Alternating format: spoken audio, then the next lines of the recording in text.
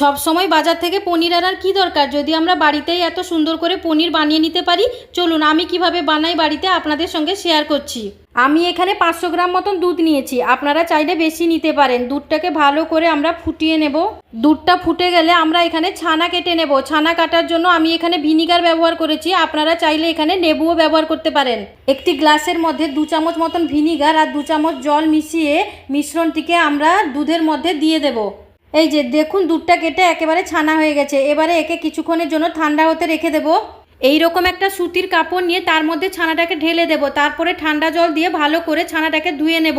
তা না হলে ভিনিগারের যে টক ভাবটা ওটা কিন্তু ছানার মধ্যে থেকে যাবে। ছানার ভেতরে যে জলটা আছে যতটা সম্ভব আমরা হাত দিয়ে নিংড়ে বের করে দেব। এরপর এইরকম একটা থালা নিয়ে এর উপরে একটা বাটিকে এইভাবে উবুড় করে দেব। এবার পনিরটাকে বাটির উপরে রেখে ভালো করে সমান করে একটা ভারী কোনো জিনিস চাপিয়ে দেব। এই যে দেখুন আমি কিভাবে চাপিয়েছি। 6-7 ঘন্টা চাপিয়ে রাখার পরে এই দেখুন কি সুন্দরভাবে পনিরটা তৈরি হয়ে গেছে। এটিকে আমরা ফ্রিজে রেখে দেবো, যে কোনো সময় রান্না করতে পারবো।